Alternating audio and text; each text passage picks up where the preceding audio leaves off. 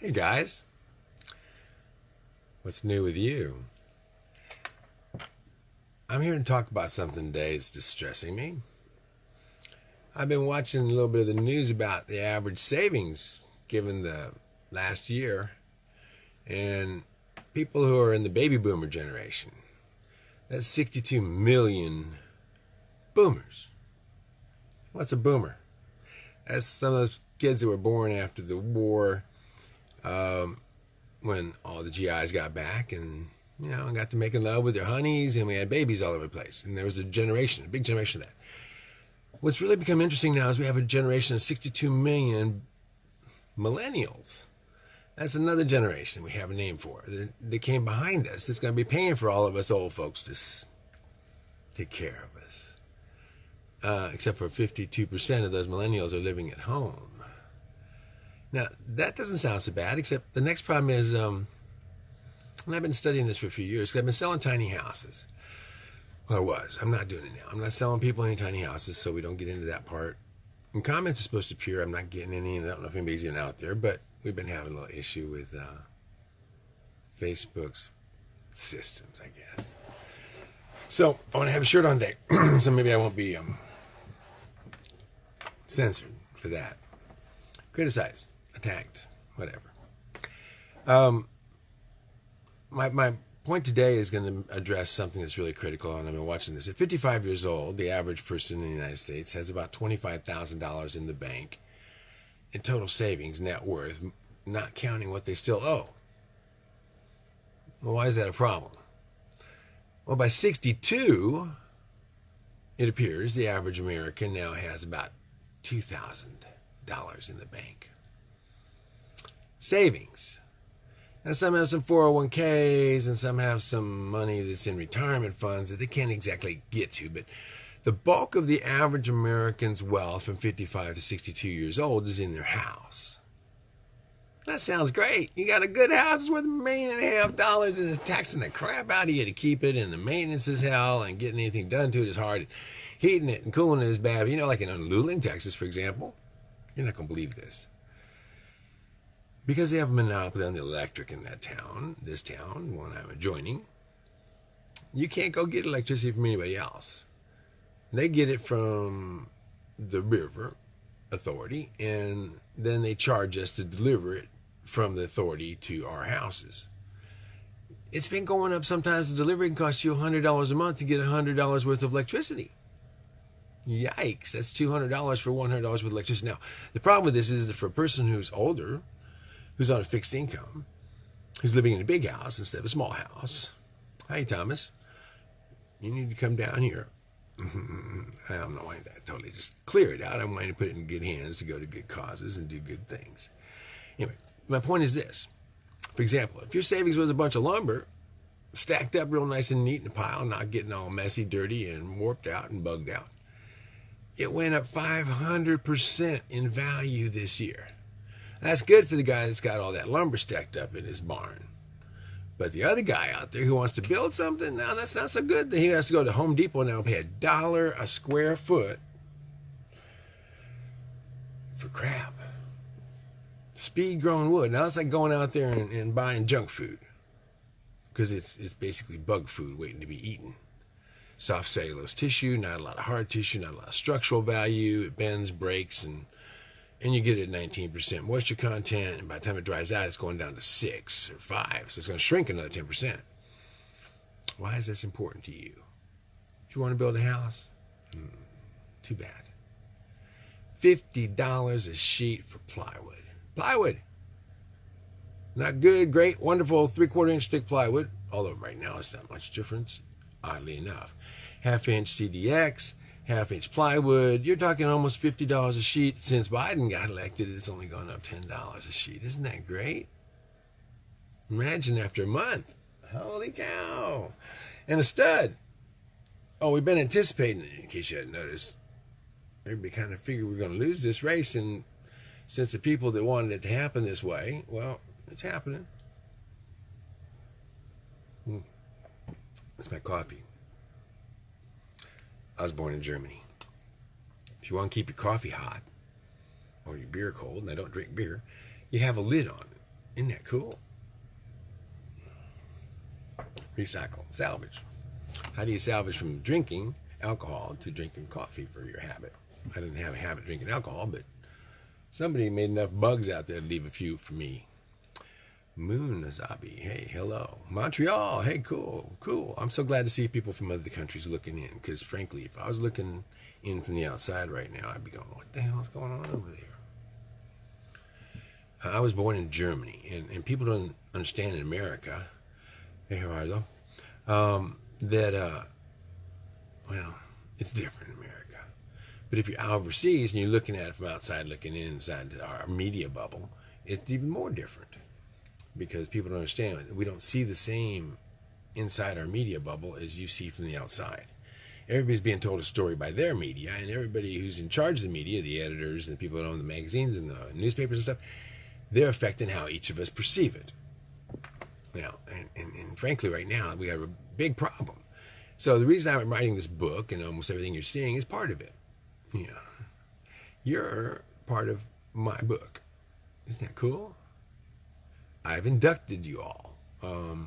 We call that the draft. Or another way is I ask kids all the time, do you know that you're subject to being taken into the military for service if they need you? They don't even have any idea in this country anymore. Geraldine Fultz, oh my goodness. From Round Top, absolutely one of my favorite houses. Dorothy lives over there. And they help take care of her for me. Dorothy's a beautiful house. People don't understand there's energy in houses. That's a couple. Design a, oh my goodness. Respect. Design a ship, a boat, a masterpiece on the water. That's what they live most of the year. When they come back to the land, they live in a tiny house. When they're on the water, they live in and take care of and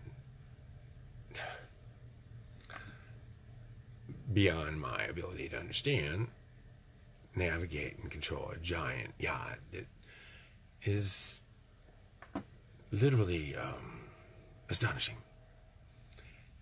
Kudos. The world is changing right now, everybody. It used to be you get on that kind of thing and just roll off and land anywhere and wander all around and enjoy everything without a mask on. And free to just wander back on and go back anywhere else and land and wander off again and not go through 2 weeks of quarantine. Why would you have to go through quarantine? So these are all issues right now. What I'm addressing today, I'm trying to focus on, I'm not very good at focusing. Oh, cool, Gail. You know what? If you grew up in a house like that, you probably got a real good sense of values.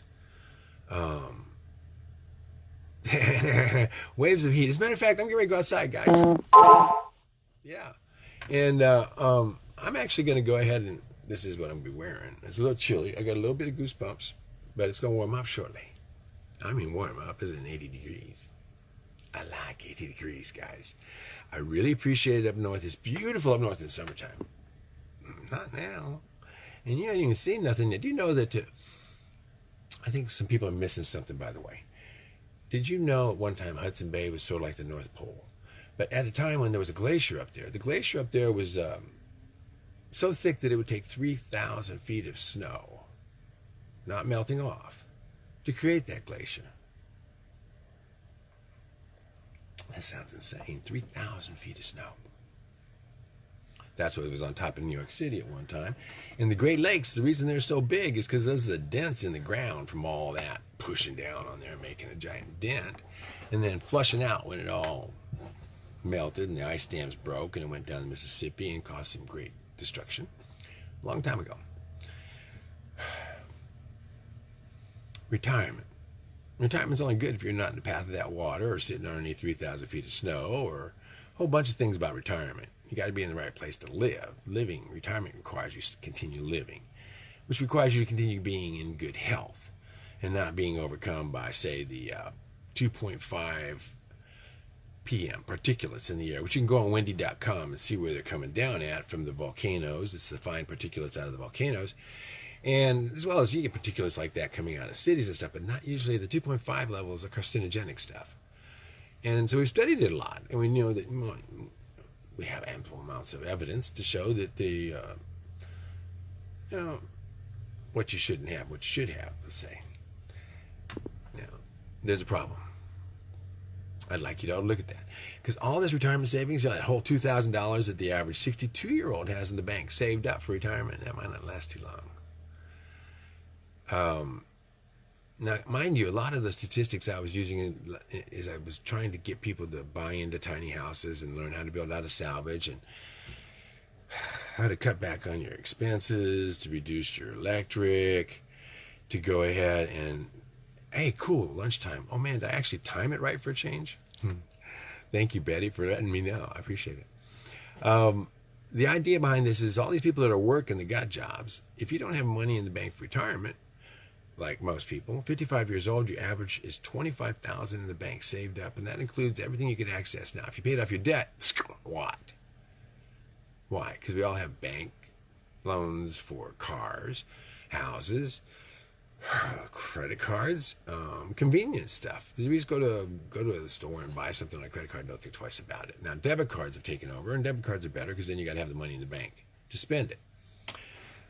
So guess what? People's credit's not doing so good right now. You're not going to borrow like you used to. You can't get easy credit like you used to, and I know this. I used to have literally a drawer I'd pull out, and I had 40 credit cards in there. I had $100,000 of credit cards, cash, that I got to pull out for 0% interest, and so it came due, I would move it to another credit card, and another credit card, and another credit card, and roll them. And that allowed you at 0% interest to have $100,000 borrowed. And what can you make on $100,000? Don't just spend it, waste it. You take it and you invest it and you make stuff out of it. You start businesses that way. You finance a small business with your credit cards in the old days. And you can still do that, mind you. $5,000, $10,000 credit line, and coming over here getting some of my materials for 0% interest. Go build a house.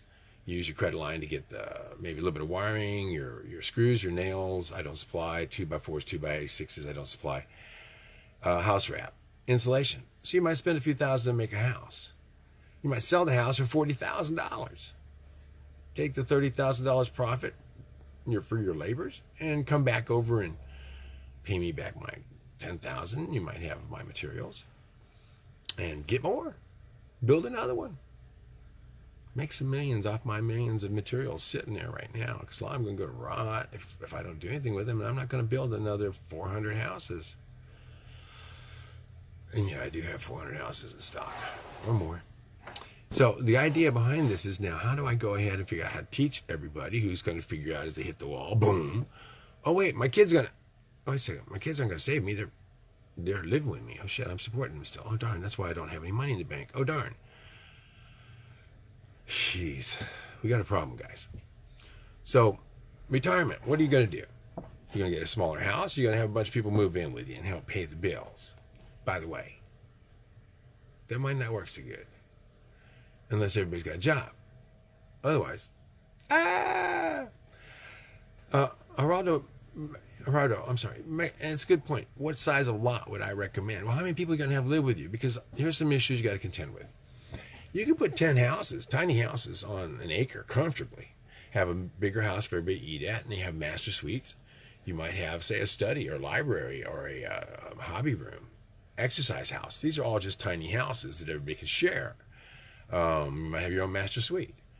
The idea is if you do that, now a 4,000 square foot house, well, who wants to have all 10 people living in a 4,000 square foot house? Well, maybe you do. I'm not that sociable. Especially 4 generations. They used to work. Grandpa go, jump! And everybody go, what? After they jumped. Now, Grandpa goes, jump! And everybody goes, what's wrong with Grandpa? He got gas? No, he wants you to jump. Why? Because it doesn't matter. He's telling you to jump for a reason. If you jump, you might just miss getting zapped by electric. Who knows? Jump. Because I'm not a grandpa, so it doesn't bother me. I got nobody to tell to jump. My son's passed. So instead, I'm yelling, jump!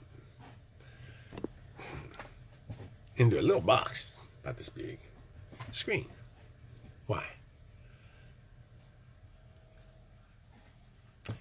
if you're going to have 5 or 10 people and you want to jump, where are you going to jump to? Don't be buying 1 or 2 acres. Buy 10.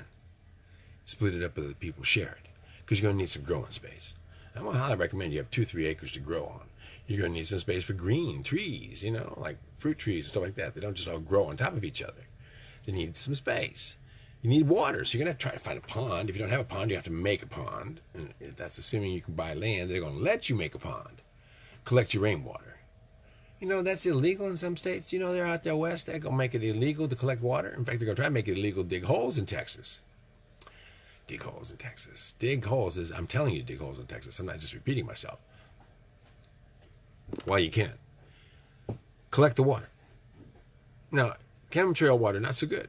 If you can find someplace got a spring, got some water on it, got not running water, a spring running through it, or a river water like that has some issues. Amongst other things, it's regulated. Hey, Ron, glad to have you. Thank you. Appreciate it. Share, because right now I'm getting kind of slammed on the censoring thing and the shadow banning. And one of my favorite heroes, Mike Rowe, got kicked off of Facebook with his show with 2.5 million followers. All good guy stuff, all wonderful stuff, inspiring stuff. What's the world coming to? I don't know what he did to upset anybody over there on Facebook, because they're all such wonderful people. And I love my personal censors that watch over me and know that I am not for real. I am totally a writer in a wonderland of fantasy called Salvage, Texas. It doesn't exist on the map. Therefore, I am absolutely, how would you put it, not worth censoring. How's that? I like it. So just leave me alone and go bother other people. I'm just here making a fool of myself. At least that's what I'm told by some of the trolls. And I'm okay with that. Aren't you? Just let me keep talking about this book about Wibblery and Wub. That world union of beings that thinks that we could maybe, just maybe, in the future in a fantasy world, throw a few monkey wrenches into those well-oiled gears in Wall Street, and who knows, Big Pharma, who knows, human trafficking industry, which seems to be doing very well under certain administrations and not so well under others, killing babies. If more of us were able to get those babies and raise them, and give them a good life, y'all wouldn't need to kill them all off. Well, I'm not alone.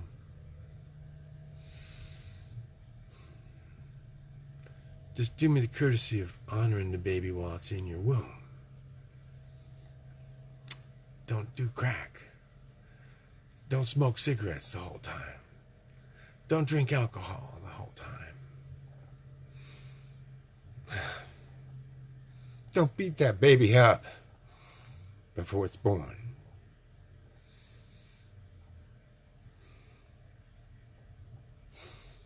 Thank you. Retirement, what is that now? Let's think about that again. Perhaps there is no retirement. Perhaps life is real full-time. Once you're here for the good thing all the way.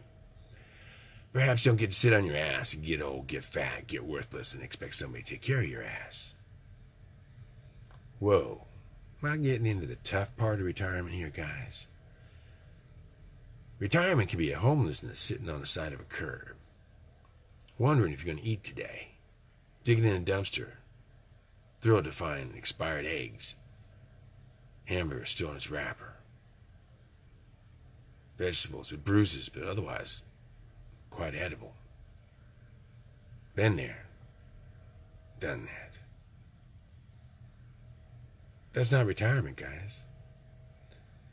One of the nicest guys I ever met in my life, sporting a nice look. He was a psychoanalyst. I met him in Las Vegas. I was dead broke, at the point of living on dumpsters.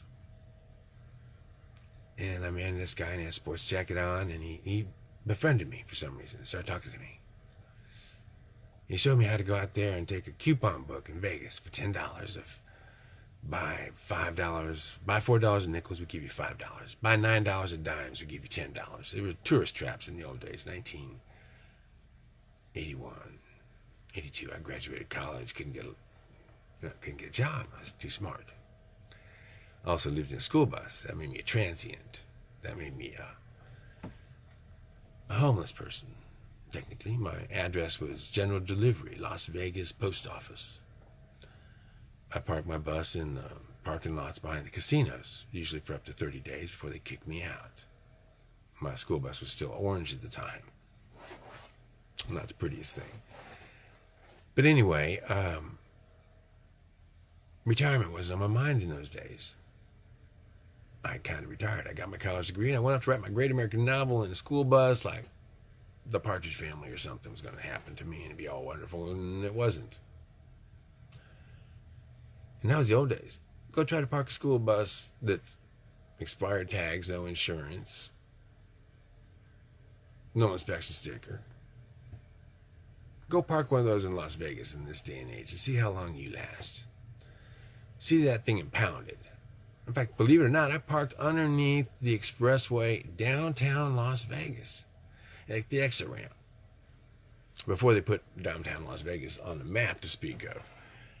It was that time it was kind of falling down. It was kind of dilapidated, and there weren't many homeless, comparatively speaking. But even back then, there wasn't no mercy in Las Vegas. Basically, they figure you came there, you gambled, you lost, you're a loser. I got nothing to help you with. Now, retirement. Why did I bring this up? You go to a pawn shop, retirement means getting rid of some of your valuables. We'll go to a pawn shop, retire. Bullshit. They aren't going to give you anything. Nothing. The big problem we're facing right now is that everybody thinks they got all these really good assets. Those collections. Yeah, refirement. That's right. Get fired up. Get young again. Fire up your passion. Find out what it is you always wanted to do and do that. Why? That's not work. On top of that, downsize. Get rid of the garbage. Why are you supporting that museum? Anybody coming to your museum paying you to look at all your crap? So you keep dusting it off and organizing it and making it all look nice and neat. For what? When are you expecting the big audience? When are you expecting the paparazzi? Maybe you're looking for, what's that one they do? The guys, oh, wait a second, they're shutting that down. That's right, the guys are going out there buying junk from everybody. I think they're shutting that down. You get the point. Now, I speak from the point where I got more stuff. I almost say that other word. I got more stuff put away than most people ever dream of, and certainly more than I ever dreamed of. Okay. Now what we're going to do is try to go ahead and share it. I think the time's come. Why? Because all those people out there, yeah, they don't have anything safe. Ron, yeah, there is some of the tiny house tutorials I did are still online. The YouTube channel, Tiny Texas Houses. I think I still have some of those out there on the Brad Cattell channel. Well, there's some other things out there to make sure everybody thinks I'm a crazy loon and doesn't pay any serious attention to me. You can ignore those, or you can understand. I don't have any holes in me. Look at that. I've survived all this time. I'm still on this YouTube. I'm on platforms. Why? Because I'm crazy. Thank you, Betty. That's right. Just hit pause. Isn't that great? I tell people all the time, don't worry. I know these are long. You can't watch them all in one shot. But yeah, thank you for coming back, Betty, and watching it later. What I was trying to get to on this whole thing is I'm watching and looking on the retirement game. If you're about time, figure it out. Now, maybe. Years ago, they say, oh, when I retire, I'm going to get hold of you. You can build my tiny house. Guess what? Too late. You're going to have to do it yourself. You're going to have to get some kids locally to do it. That's what we're going to. Yes, thank you, Betty. I really appreciate you, too. The whole idea behind this is we take all these materials and we get the young kids that still got good backs and can do things for you. They can fill it up. And then you can go inside the house and finish it out. You can go outside and finish it out. It's all within your reach. You can reach up there and put up the nails. You can put up the siding. You can put up the trim. There's a lot of things that you can be taught to do, and it's really pretty simple. If there's a group place to do it at, Pure Salvage Outpost, where you can go out there and train, and we're going to build yours on your site, or we're going to build it over here and take pieces over to your site And these kids are going to help you, and you can pay some of the kids to help you. And that way your money can go to a community training center, a community building center, a community where we go down there and tear down these old buildings, these old houses. And I mean, I'm looking at one community go talk about trying to maybe help them out, and they're sitting there on a bazillion bricks on these old mills. And all the lumber and all the stuff that's in that town, there's a treasure worth more than probably half the people in the town are worth, net worth. Especially when you find out the average net worth, including a house, of a 62-year-old in the United States. It sounds like a lot of money. It's $229,000. Now, wait a second. Take away their house. Ding! What they got? Nothing. $2,000 in the bank, debt. That's average. And if you try to sell your houses all at once, guys, guess what? Those millennials that are supposed to come along and buy them behind you, where are they at? Uh-oh. They're living with you. How are they going to buy your house? Don't they need a job? Don't they need a... Yeah. Oh, no, we're giving money away for nothing. They can go buy a house without any credit, without anything right now. Why? Because we're trying to do everything we can do to prop up the market, just like we did when I was younger, and the market went boom. So, if you can sell right now for one of these extremely expensive values, because everybody's going to be selling, because houses are going up in value. Why? Because when you have to pay $8.50 to $11 for a stud, you think, well, God, I'm going to buy a house while I can. Well, it's made out of sheetrock, which is plaster between paper. It's going to fall apart. It's made out of vinyl. It's made out of plastics. It's made out of a bunch of junk. Anything you buy that was built within the last 30 to 40 years, it is not going to be here in 30 to 40 years. Unless you spent a ton of money, more than it costs you, to fix it up and keep repairing the thing, because the roof is not made to last. None of it's made to last. That's right. So all those people sitting in those big houses by themselves with 3 or 4 empty bedrooms, paying electric, paying taxes, wondering how they're going to survive. It's simple. You're not. Not unless you want to have a whole bunch of not so nice family moving in as roommates. Guess what? Roommates, for the most part, suck. Because it's not just the roommate, it's who the roommate's friends. Are they honest? Are they drinking? Are they drugging? Are they there when you're not there? Are they there when you are there? Do you have a lock on your bedroom door? Do you have a lock on the pantry? Do they lock the front door when they leave like they're supposed to? Do they clean the bathroom? Do they buy groceries like they're supposed to?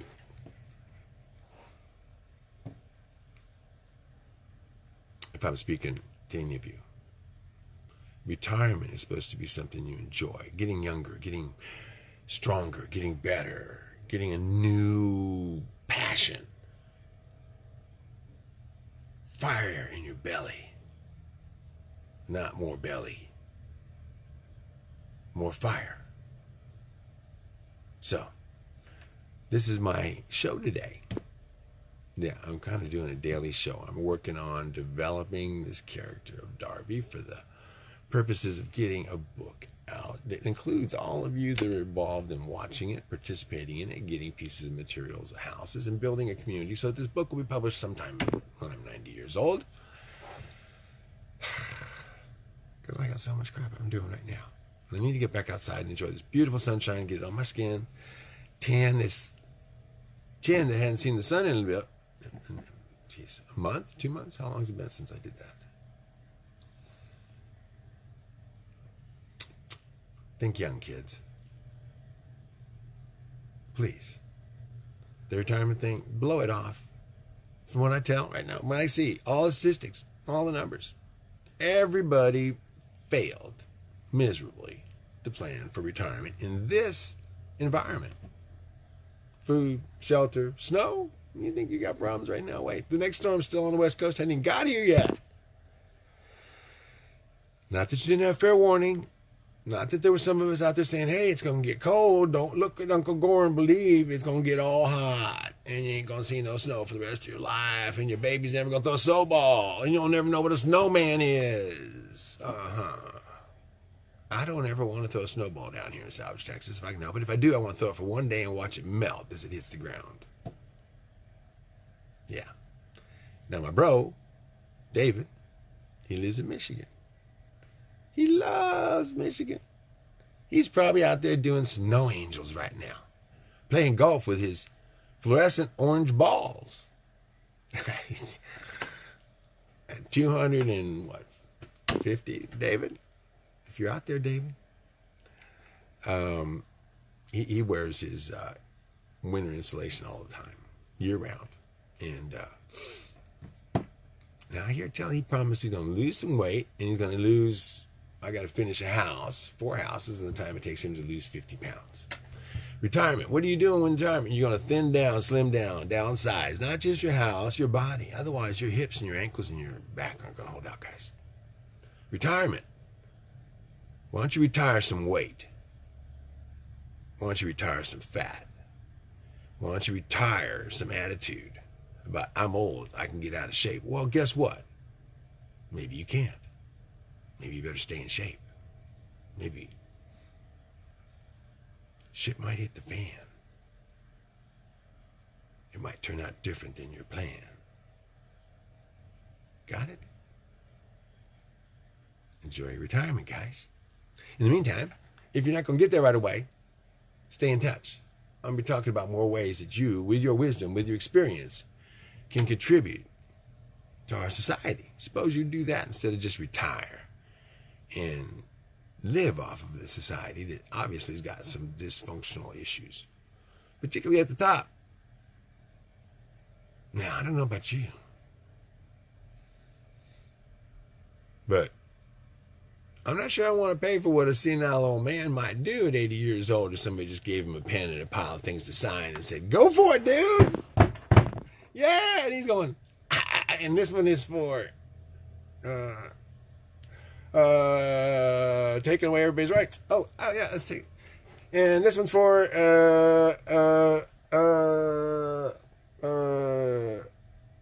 don't worry, they put it here, I'm supposed to sign it. That's in the world of Darby. So anyway, you know that ain't the real world, right? No, that's not happening in the real world. In the real world, we got Cammy over there making sure he signs in the right place.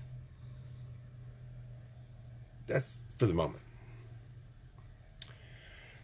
You know something, unfortunately, tragic in the book of Wibblery and Woe. One of the chapters that was sent back to me from the future when it's published. I'm sorry to say this. In the book of Wibblery and Woe, about this time, and it's historical, literature is, it tells a story of the past. But along comes a spider. In that tradition of the 20s, the presidents that get assassinated, unfortunately, I guess perhaps it was planned. If Trump had been reelected, he'd doomed to be killed. Just like Kennedy, Lincoln, and others.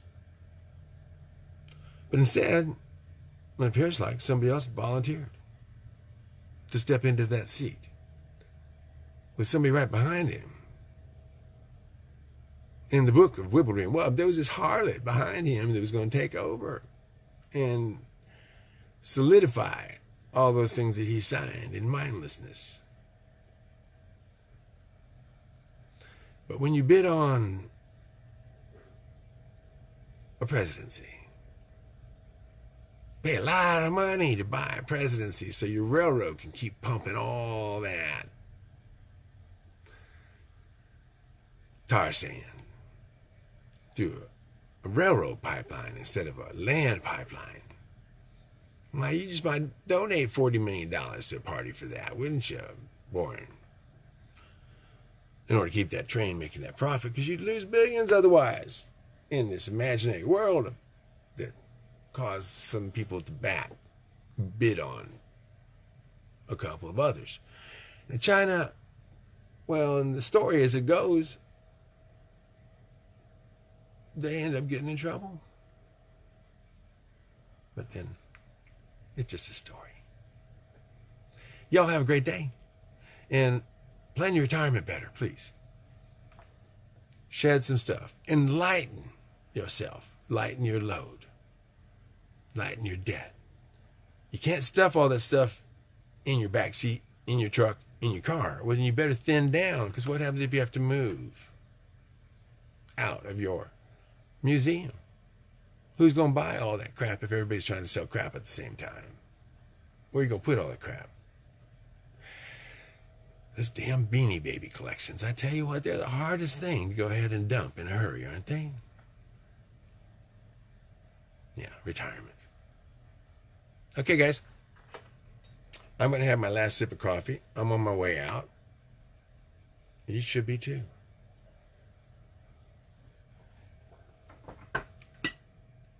Have a great day.